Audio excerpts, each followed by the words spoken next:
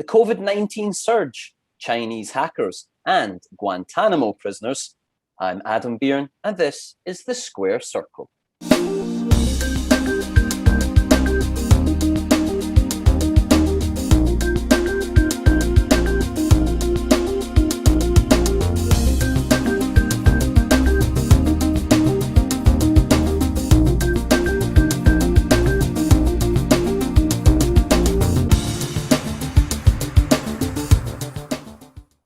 Hello and welcome to The Square Circle. I'm your host, Adam Byrne.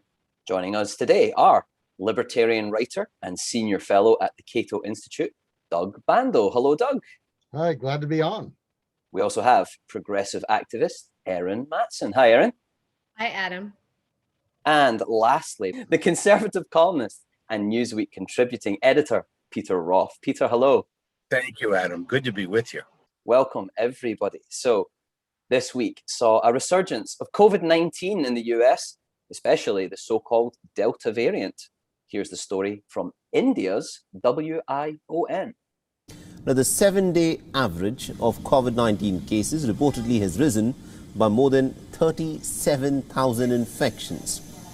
Health officials have blamed the spread of the highly contagious Delta variant and also the slow vaccination rates across the United States. Only about 56.2% of the Americans have been partially vaccinated. So, Erin, what got us to this mess? Why do we have so few people vaccinated? Oh, what a tragedy to see COVID-19 continuing to bedevil the United States more than a year later. And it's unfortunate that we have so much disinformation out there about the vaccine that has been promoted by people on the right. And I want to be clear, there have been some really positive steps on the right too. And so I want to applaud Senate Majority Leader Mitch McConnell, who's spoken out in favor of the vaccine in the last week. But the fact of the matter is rates are too low, and we're not going to see a turnaround in this country until vaccination rates go up. I will say personally, as the mother of a child who's 8 years old, I'm watching this unfold with horror yet again, as our country seems to be once again prioritizing personal comfort and bars over schools. And so, you know, there's very little coverage of what's going to happen with kids who are supposed to go back to school this fall. Peter Roff, Erin is placing the blame firmly on people on the right. What's your response? I think that's nonsense. First of all, the Delta variant, while it may be easier to contract, clearly proven to be less lethal than the original version of COVID, which follows the pattern of viruses as they mutate. They most often, my research has told me, turn into forms that are easier to get, far less severe than they are. What concerns me is the conversation is getting frighteningly close to once again locking down the economy. This country experienced, I think, more deaths, suicides, sickness from the lockdowns than we did from COVID. A lot of the things that happened in the COVID pandemic in its high points were the result of bad policies enacted by governors like Andrew Cuomo, who sent recovering COVID patients not to the hospital ship in Manhattan that Donald Trump sent, not to the Jacob Javits Center where they built an emergency hospital that remained empty, but into occupied nursing homes to spread the disease. Lockdowns don't work. Florida, which didn't lock down, has a better record on infections and fatalities than California, which did. I'm afraid that the American politicians, some of them, are looking at masks and lockdowns again because of the ancillary political benefits that they can achieve. Doug Bandow, is that what's happening here? Peter seems to suggest that this is for political benefit. Well, the great tragedy is the lack of vaccinations. Vaccinations work. Most of the people who are in the hospital now are people who haven't been vaccinated. And it's become a very strange political issue. I mean, I don't understand why taking advantage of modern medicine and what frankly was an achievement of the Trump administration. Operation Warp Speed got the vaccines along. They're very good, better, for example, than the Chinese vaccines, clearly. This is an extraordinary achievement. And vaccines work. I travel a lot. I have vaccines for rabies, hepatitis A and B, Japanese encephalitis, yellow fever. You know, when the COVID one came along, I said, give it to me. So we need to get people protected. You know, we're seeing the pressure for lockdown because people haven't gotten vaccinated. It's put more people into hospitals. Politicians get desperate. And I think Peter is right that a lockdown at this stage is not the answer. And I don't believe Americans would go along with it after a year and a half. But that puts a premium on getting people vaccinated and getting the message out and saying this is a matter of health and a matter of life and safety. This is not a political issue. We need people to get vaccinated. So, Erin, Peter disagreed with you that this is the fault of the right, and in fact is blaming progressive politicians for taking advantage of this. What was your reaction to that? You know, I'd like to back away from the politics of this and go back to this is a virus that is impacting people across the political divide, and that's not what this is about. I also want to praise and thank Doug, speaking from the right in favor of the vaccine and in favor of vaccination. We need more of that. We need to encourage it. I really do disagree with what Peter said, and I don't understand how we've gone from 0 to 60. I'm not hearing politicians talk about locking down. And in fact, there's been a real failure on the part of the CDC to reconsider mask guidance right now. And I think that's that middle step that is missing right now, that we need clear guidance. And this country is crying out for clear guidance at the federal level about what folks should be doing on masks. Let's be real, that CDC bungled its announcement on changing the masking guidance. And now that we have the Delta variant spreading around, it's clear that it's time for better guidance coming out. So let's move on, because also this week, the US began naming names regarding Chinese cyber hackers. Here's Al Jazeera's coverage. The United States, the European Union, NATO and other world powers all said Beijing was responsible for an attack on Microsoft servers earlier this year, but stopped short of announcing punishment measures for alleged cyber activities. Around 250,000 computers are said to have been compromised in March, affecting at least 30,000 organizations worldwide. Nations including Canada, New Zealand, Australia and Japan said Chinese state-linked hacking groups were behind the exploitation, and they accused Beijing of a broad range of malicious cyber activities, including ransomware and cyber espionage. So, Peter Roff, are the Biden administration being too soft on China here? I think that they probably are, but being tough on China comes with costs. Economic costs for the American people, destabilizing of the political alignments that have developed in the post-Cold War era. I think China has made it clear that they are not our ally. They are at least our competitor, if not our outright enemy. And I'm not prepared to call them an enemy yet. But President Xi, it should be lost on no one that at the 100th party anniversary of the Chinese Communist Party, he did not wear Western garb, he wore a Mao costume. That's to me an uncomfortable signal. It is no surprise to me that the Chinese are working intensely to hack into America's data supply. They find it valuable. I presume that we are trying to hack into theirs. It is yet another reminder that World War III, if it happens, probably starts in cyberspace, and will be efforts to take down infrastructure like the water systems, the electrical grid, the transportation system. Who gets there first gets the prize. And I think that where Mr. Biden is correct is the way that he appears at least to have elevated the need for cybersecurity to be at a higher level inside the National Security Council. They need to be thinking more creatively. I think that that's part of the best hope, but also that I think it would be a mistake for the American business community to rely solely on the government to protect us from China. The business community, private sector can move faster. make decisions quicker, respond to threats, perceived or actual, much faster than the bureaucracy can.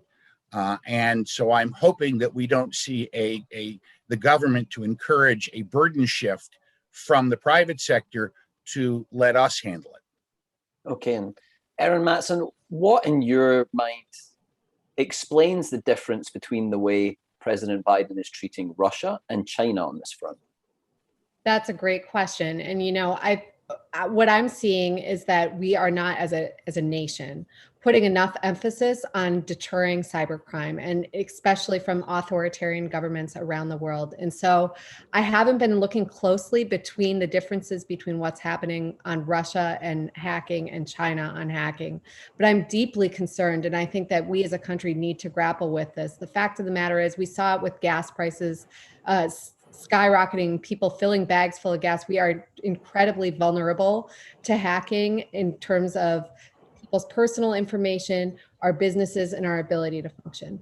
Yeah, and that shutdown of the gas pipeline, the Colonial Pipeline, caused by Russian hackers.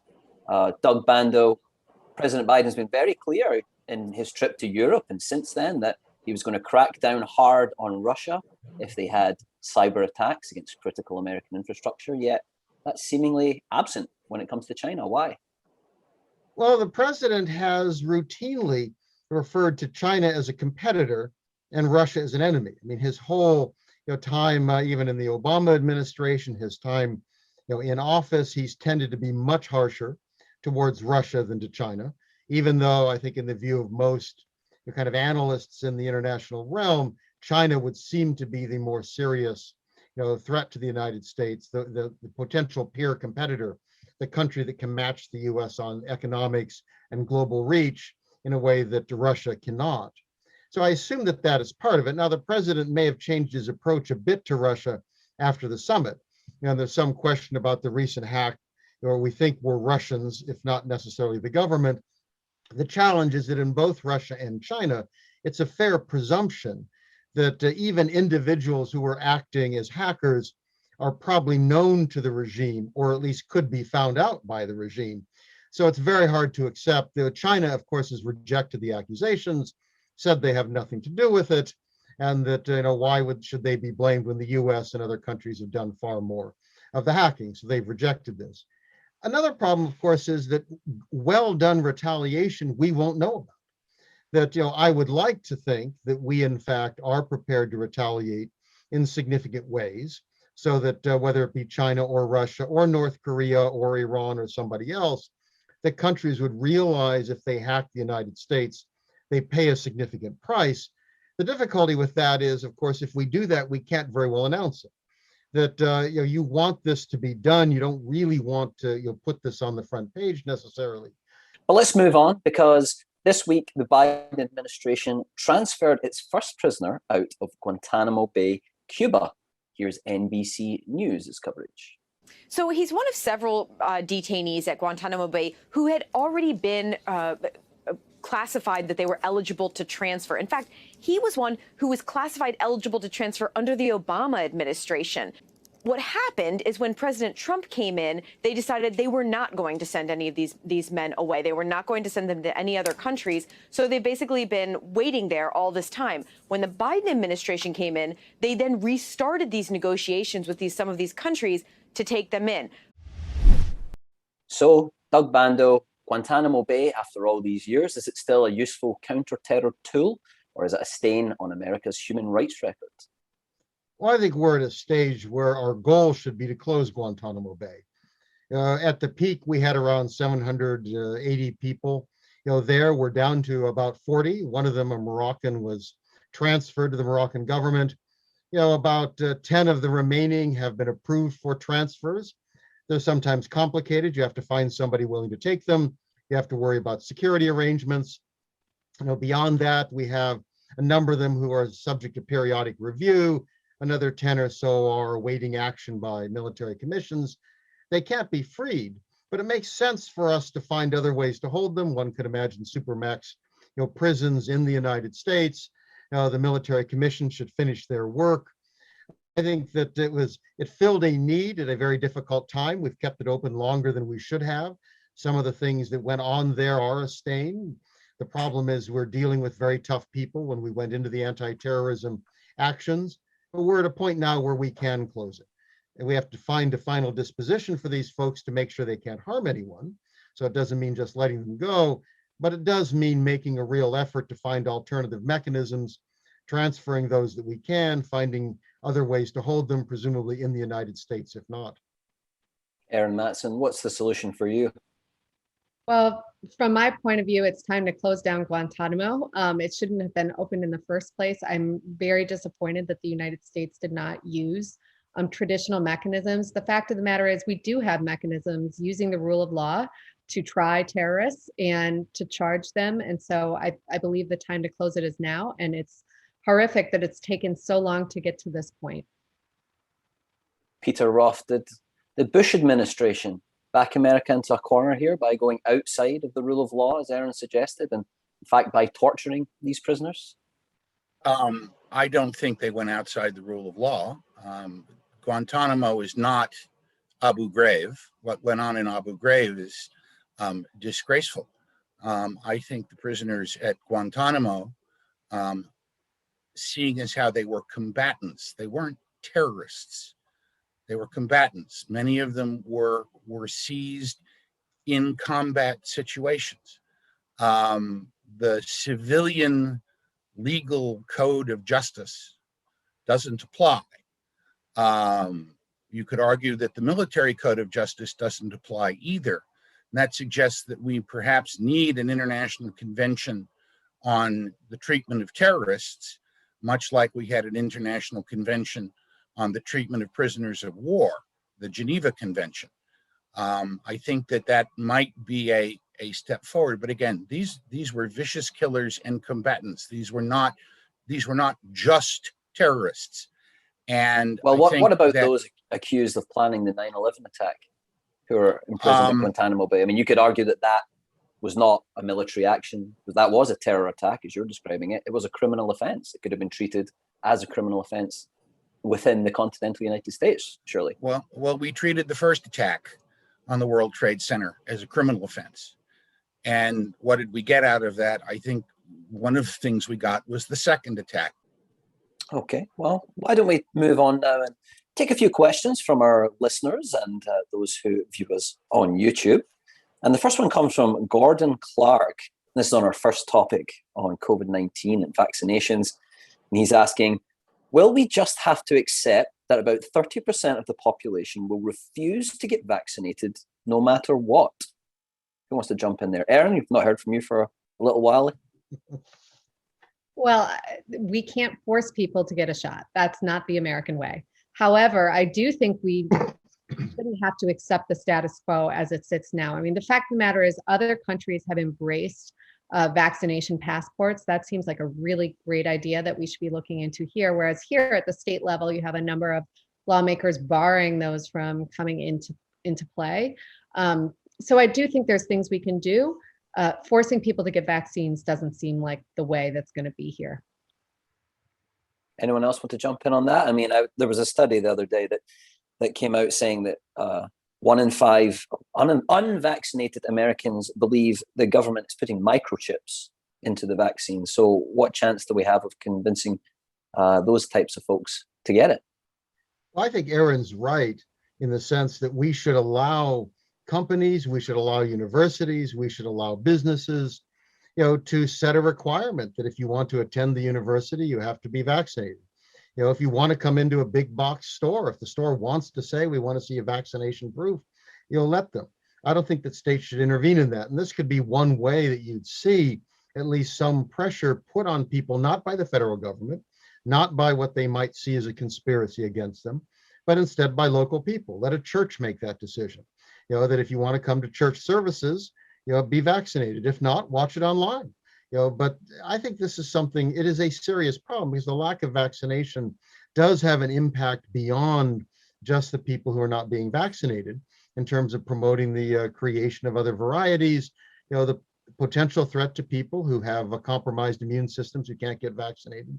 and creating this pressure that Peter pointed out of people wanting to shut down again, because it's spreading at a time when it doesn't need to spread if people were vaccinated.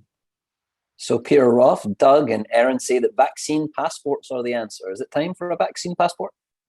Oh, absolutely not. I'm horrified by that that idea. I think that's an overly statist solution. I'm not for the government mandating the shots. I'm not for the government mandating that you can produce evidence of the shots. I even question, I find this unusual because I'm the traditional conservative and Doug is the libertarian, the idea that private institutions can somehow block people from engaging in commerce because they haven't had their vaccines. I mean, I'm not suggesting that I have the answer, that I have the solution. What I am saying is that there's a real tension here between individual choice, individual rights, freedom, and the requirements of what we might call the greater good.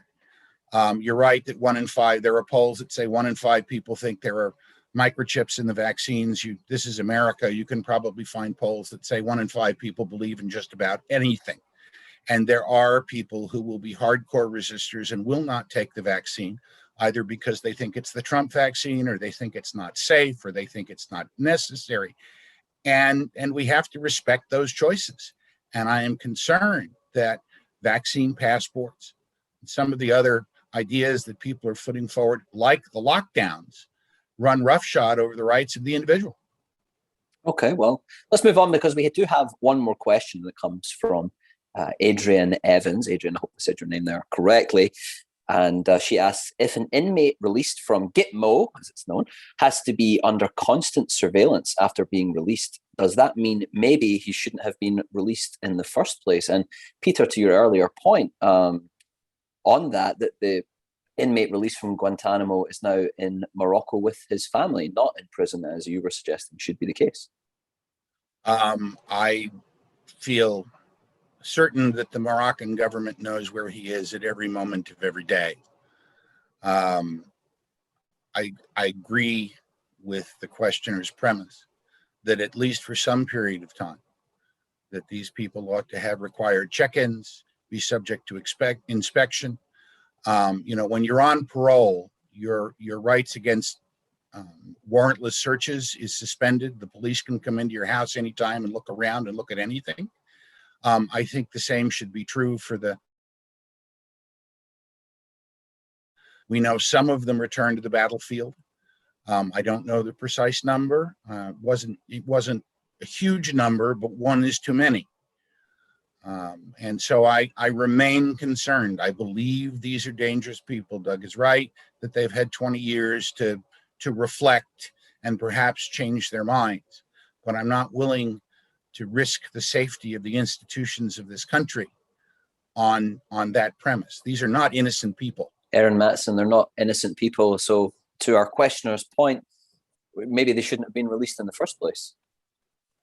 But we have not proven that they are not innocent. And I think that goes back to the basic premise of let's try to use the real rule of law here in order to give people the dignity that they deserve to be tried and convicted and put away. So, it's been nearly 20 years since that horrible attack on September 11th. And what we've seen is that the global war on terror has not been successful. And it's time to wind down Guantanamo Bay. Doug? Look, this is the challenge we face with the criminal justice system. Should somebody ever be released? You committed a murder. How do we know you won't murder in the future? We try to make judgments in terms of what the crime was. We make judgments in terms of probation, parole, and these have different conditions. You may, as a parole, you may have to wear a monitor. You may have to check in with the officer. And we try to make judgments and we make mistakes. And I think that at some point we have to apply the same standard, with these folks, because if we don't have proof, we don't know. Are we prepared to throw everybody into a prison without proving they deserve to be there for life? So I think this is a difficult one. because anyone who goes out, it looks like you've had one too many. But if you hold, 500 you don't have to hold at the cost of one who gets out, is that a fair comparison? But I think this is really the same problem we have with criminal justice. We don't do it very well, but I'm not sure what the alternative is. And I don't think the alternative is to say everybody goes forever, because we don't have any certainty that they won't commit a crime again. Okay, well, thank you. Now it's time for our regular segment, my favorite, the most underreported story of the week, where our panelists tell us what we all should have been paying attention to this weekend. We weren't. Who would like to go first? Well, I'll go first. For me, the underreported story, not just of the week, but of the last month or so, has been the way in which Daniel Ortega, the now elected president of Nicaragua, has been jailing members of the opposition parties, including the daughter of Violeta Chamorro, the former president and publisher of La Prensa, the main newspaper in Managua, in advance of the next election. We may be happy to see the public unrest in Cuba, but Ortega, who was the head of the illegal Sandinista regime in the 80s, seems to be pushing Nicaragua closer and closer to the Cuban model, as has happened in Venezuela. And that's on our back, that's on America's back door. We're not paying attention, and we should be. Okay, thank you. Erin, what's your most underreported story this week? Well, I got a positive one. So I'm a baseball fan, a Washington Nationals fan, and I just have to say Davey Martinez is making me believe in America at a wonderful level. There are a couple of amazing things in the last week. First, there was that horrific confusion at the baseball game when there was a shooting outside, and people were afraid that fans were afraid there was a mass shooting inside. And the reports, so fans were going down into the dugout, and security asked if the people in the dugout were the players' families, and Davey Martinez said they are family, they're our fans. And I think that approach is something that really could help all of us. And secondly, just really strong performance from Davey Martinez and also the Nats GM Mike Rizzo on Starlin Castro and domestic violence allegations against him, and they made it very clear he's not coming back to the team, and that's a turn that's needed to happen in pro sports for some time. Okay, thank you. And for those of our listeners / viewers who aren't Nationals fans like Erin and I, Davey Martinez is, of course, the Washington Nationals manager. Doug Bandow, what's your most underreported story this week? Well, I'm sorry, I have to go back in Peter's direction and give up on that good news that Erin provided for us. It's the confusion that we see in Tokyo as to whether or not Japan is likely to support the US in a war with China over Taiwan. If you look at the issue of Taiwan, it's been called the most dangerous spot on earth. I think it is extraordinarily dangerous. It's viewed as a renegade province that belongs to China, that China wants back. Some Americans are saying we need an explicit defense guarantee, and I think it is a potential flashpoint for two nuclear powers. And many in the US assume that US allies will naturally go along with the United States. And there's really no reason to assume that. If you talk to South Koreans, for example, there's very little interest in going to war with China to make South Korea a permanent enemy of China to back US policy, say, in Taiwan. The most important country at the moment is Japan. Traditionally, it's been much more pacifist, doesn't spend as much money on the military, and has been very careful about making any kind of commitments to other nations. And what we're seeing now playing out in Tokyo is there kind of a game of rhetoric where some officials suggest that they're moving towards backing the United States and some are not. And this is a very important issue. The US wants to know that if it gets in a war, and if Japanese support for the US would make China less inclined to go to war. And this is something that needs to be worked out before we find ourselves shooting at the Chinese.